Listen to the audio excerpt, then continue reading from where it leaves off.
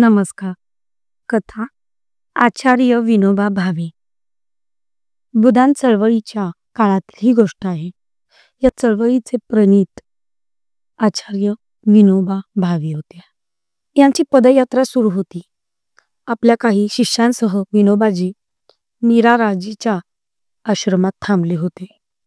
अल्पशा विश्रांतीनंतर त्यांची पदयात्रा पुन्हा सुरू झाली. त्यावेळी ते हरिद्वारकडे चालले होते. विनोबांची प्रकृती थोडी ठीक नव्हती.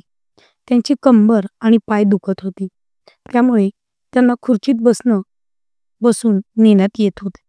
मध्ये मध्ये खुर्चीतून उतरून पायी चालायचे.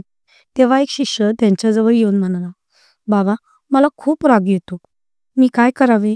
विनोबाजी म्हणाले, "मी लहान असताना मलाही खूप राग यायचा. मग माझ्याजवळ मिश्री असायची. ती मी तोंडात ठेवायचो, परंतु कधी कधी तीही नसायची. मग तुम्ही काय करत होता?" असे त्या व्यक्तीने विचारले.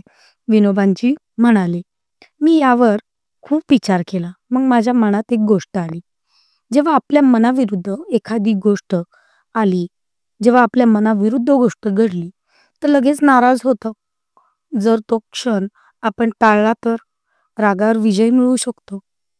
आनंद आणि नाराजी यावर आपण तेव्हाच प्रकट करतो, तो पहिला क्षण आपल्यावर वरचढ ठरू शकतो. तो क्षण टाळणे कठीण आहे, पण मनन करून तो टाळता येतो.